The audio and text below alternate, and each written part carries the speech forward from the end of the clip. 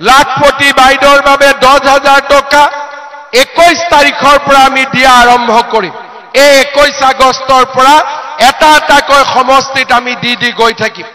আমাৰ মহিলা উদ্যমিতা আঁচনি 10,000 টকাকৈ 21 আগষ্টৰ পৰা আমি বিতৰণ আৰম্ভ কৰিম।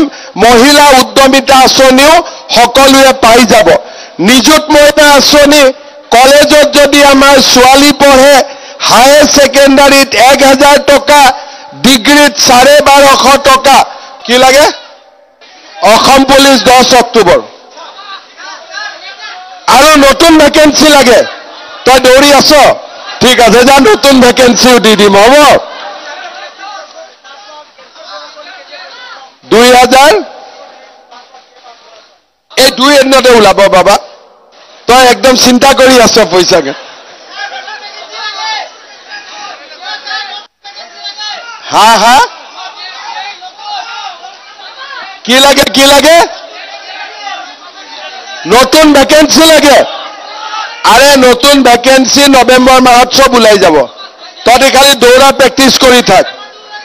কামাণ্ডো, বাপৰে ই কামাণ্ডো হৈ আছে। কামাণ্ডো সঁচা হ'ব পাৰিবি? তোৰ হাইট কিমান আছে? ঠিক আছে, ৰাতিপুৱা দৌৰ। ঠিক আছে, প্ৰেক্টিচ কৰ ধুনীয়াকৈ। কামাণ্ডোৰ ভেকেন্সি ওলাই দিম, হ'ব? অলপ বেছি দিব লাগে। এতিয়া কামাণ্ডোৰ ভেকেন্সি বেছি ওলাব যদি মোক কামাণ্ডো বনাই দিয়। আপোনালোক ক'ব খুজিছো, আমি অৰুণোদয় ফৰ্ম ফিল আপ কৰিলো। আপোনালোকৰ নাম অৰুণোদয়লৈকে গ'ল।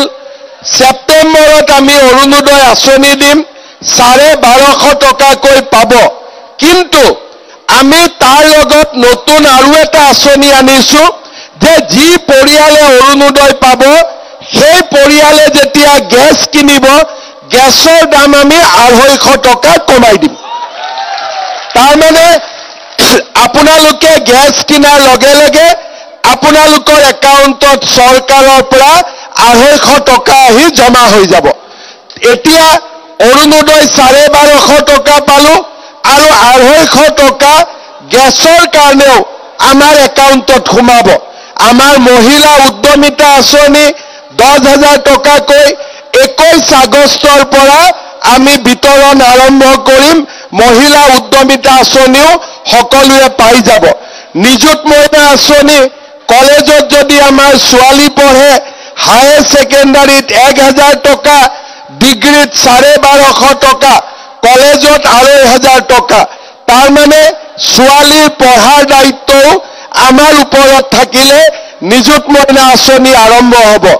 এইবাৰ যিবিলাকে মেট্ৰিক পৰীক্ষা দিব সেই কেণ্ডিডেটবিলাকক অক্টোবৰ মাহৰ পৰা পুৰা মেট্ৰিক পৰীক্ষা নোহোৱালৈকে প্ৰত্যেক মাহত আমি 300 টকাকৈ দিম, যাতে বাচ্চাবিলাকে কিতাপ কিনিব পাৰে, গাখীৰ খাব পাৰে।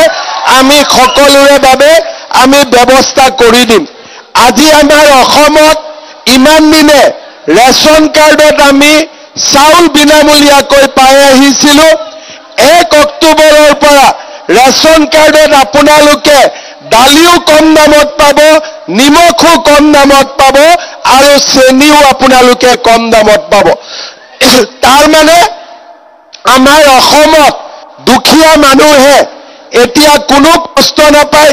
1250 টকা অৰুণোদয়, 250 টকা গেছ, মহিলাৰ 10,000 টকা।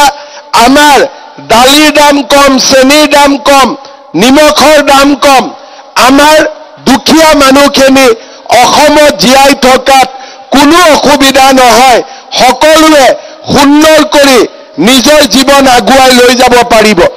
দিছপুৰত চাকৰি ওলাই 1 পইচা দিব নালাগে, গৰীব দুখীয়াই পায়।